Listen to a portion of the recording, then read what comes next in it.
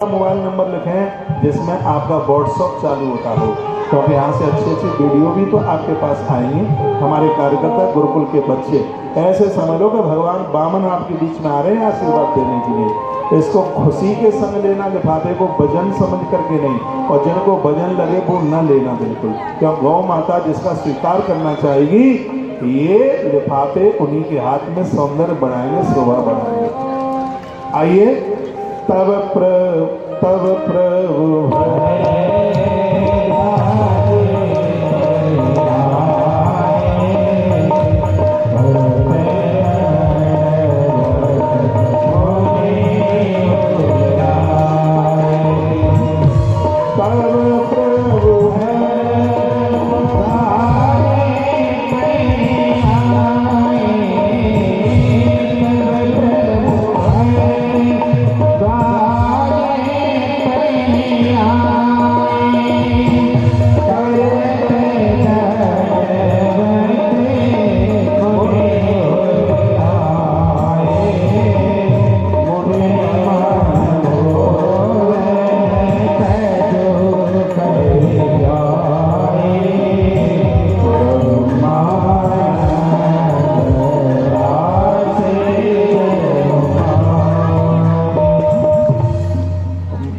प्रयाग में पूजन करते हुए मेरे भगवान महात्मा भरद्वाज जी के पास पहुँचे, उन्हें दंडवत प्रणाम भगवान ने किया।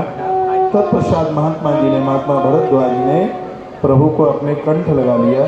मुनि के मन का आनंद कुछ कहा नहीं जा सकता, मानो उन्हें ब्रह्मानंद की राशि मिल गई। मेरी तरफ देखिए, मेरे प्रभु श्री राम जी एक रात यहाँ गए, स्वर्ग देते रहे। महात्मा भरद्वाज ने कहा प्रभु आज सफल तब तीर्थ त्याग, मैंने जितना त्याग किया, तीर्थ सेवन किया, उसका मुझे फल मिल गया। जीवन में त्याग करोगे तो उसका परिणाम होगा भगवत दर्शन। तीर्थ यात्रा करोगे, तीर्थ में वास करोगे, उसका परिणाम मिलेगा भगवत दर्शन। ऐसा ग्रंथ में लिखा। तो कहते हैं भगवान मैंने आज सब कुछ प्राप्त कर लिया, मेरा तर्प तप तीर्थ सेवन और मेरा त्याग सफल हो गया, क्योंकि मुझे आपका दर्शन हो गया। इसलिए आज मेरी जप योग और वैराग्यता सफल हो गई। आज मेरे संपूर्ण शुभ साधनों का समुदाय सफल, क्योंकि मुझे आपका दर्शन हो गया।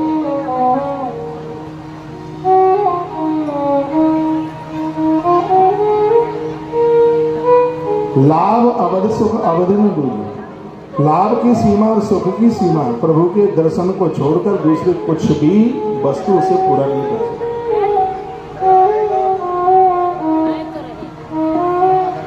महात्मा भरद्वाज की आंख में आंसू आ गए। प्रभु एक रात्रि रुके।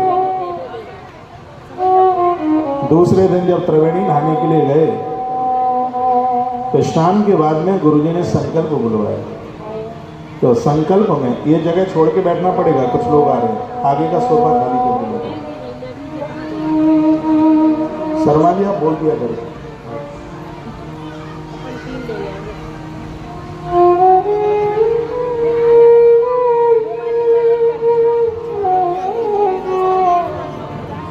बड़ी प्यारी बात कही गई इसमें,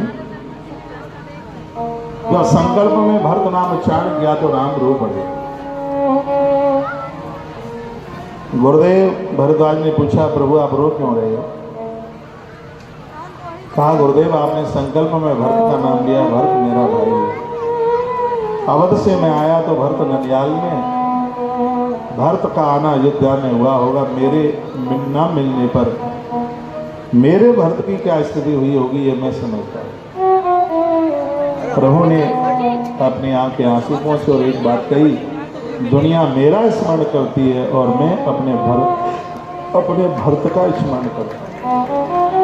संपूर्ण रूप से धर्म ही भरत बनकर धरती पर आए। जो धर्म के साथ जीवन जीते हैं ऐसे लोगों का स्मरण भगवान करते हैं। इसलिए धर्म में जीवन जीने की जरूरत है।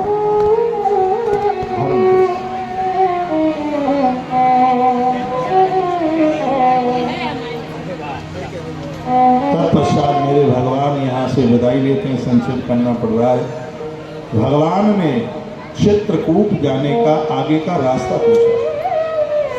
रामायण में 3 महात्मा ऐसे हैं, 3 महात्माओं से भगवान ने 3 बातें पूछी। एक से रास्ता पूछा, एक महात्मा से रहने को जगह पूछी और एक महात्मा से निशाचरों को मारने की विधि पूछी। प्रयाग में महात्मा तो बहुत थे, लेकिन भगवान भरद्वाज ऋषि के ही आश्रम पर क्यों गए? बहुत ध्यान से सुनिए।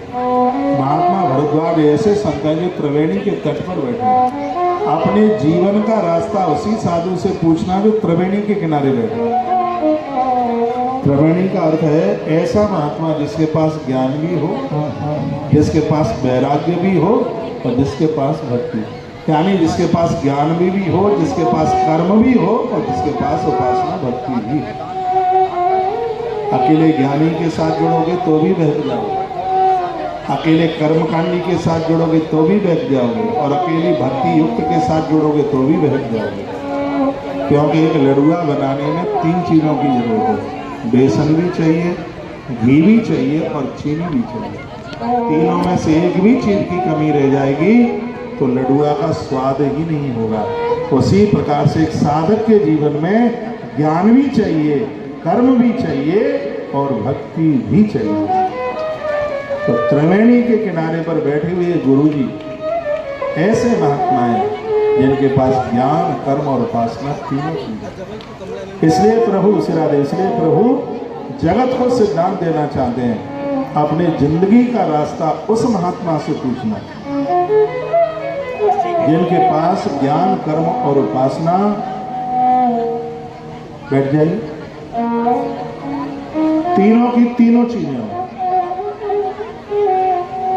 नहीं तो भटक जाएंगे, नहीं तो बहक जाएंगे।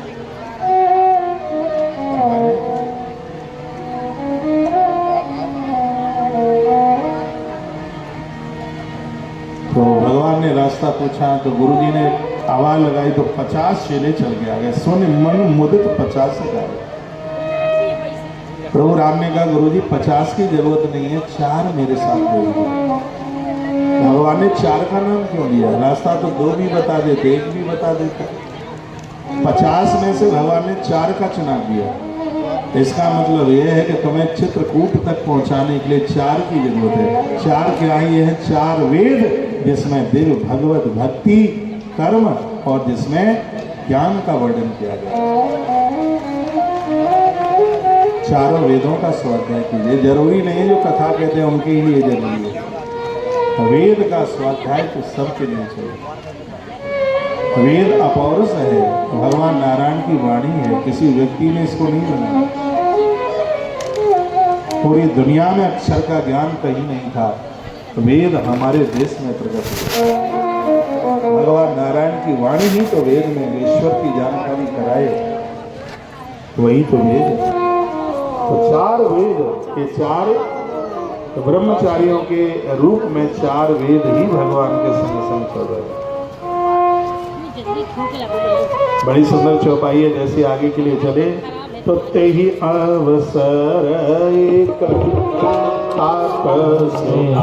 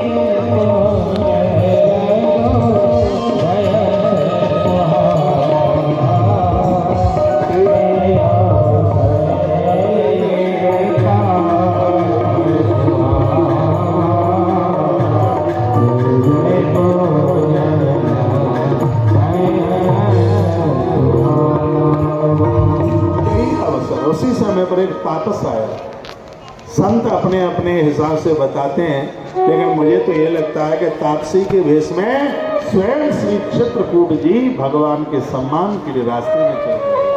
स्वयं चित्रकूट में प्रलय के समय में चित्रकूट समाप्त नहीं होता, काशी समाप्त नहीं होती, वृंदावन समाप्त नहीं होती, चित्रकूट वो अद्भुत है। चित्रकूट में आज भी कलयुग को एंट्री नहीं है, ऐसा चित्रकूट है। तापसी के भेष में स्वयं चित्रकूट किया है। गोस्वामी ने इस चित्रकूट के लिए लिखा है कि चित्रकूट इतना बड़ा शिकारी है जो पापों की शिकार करता है, पापों को खत्म करता है और अचूक बाण मारता है, चूकता नहीं है। ऐसा बाण मनुष्य शरीर प्राप्त हुआ है तो चित्रकूट की यात्रा गोस्वामी जी ने भगवान से वरदान में मांगा है, मांगे हमें ये दे दो कि कलयुग चित्रकूट में प्रवेश ना करे। आज भी कलयुग को हिम्मत नहीं है कि चित्रकूट में प्रवेश करे। तो स्वयं श्री चित्रकूट भगवान के सम्मान के लिए पधारे। भगवान आगे के लिए चले। मेरे प्रभु श्री राम जी मार्ग में चलते हुए जा रहे। जयपुर गांव बसे नगमाही तनय नाग सुरन नगर से आई। जो गांव और पूर्व राष्ट्र में बसते हैं नागों और देवताओं के नगर, उसको देखकर प्रशंसा भगवान की होती है। भगवान आगे बढ़ते जाते। छाया करे गण विहुद गण वर्षे सुमन व्याग। रास्ते में बादल छाया करते हुए जाते हैं, देवता फूल बरसाते हुए जाते हैं। राम देखे एक अनुरागे। रास्ते में जो भी लोग मिलते हैं वो प्रभु राम के पीछे पीछे चल पड़ते हैं। गोस्वामी लिखते हैं वर्ण जाए मनोहर जोड़ी कैसी है सीताराम सरकार की, फके नारी नर प्रेम प्यासे। प्रेम के प्यासे तो गांव के स्त्री पुरुष टकटकी लगा करके भगवान को देखते हैं। आंखों की पुतलियां नीचे गिरती नहीं, पलक नीचे नहीं है। भगवान तो ही खेतों में कुछ स्त्रियां काम कर रही थी, दौड़ती हुई आई और माता जानकी के पास पहुंची। कहा देवी एक बार ये बता दो, ये करोड़ों कामदेव जिसकी सुंदरता के सामने फीके हो जाए, ये तुम्हारी कौन है? कोटि मनोज लजावन हारे, कोटि मनोज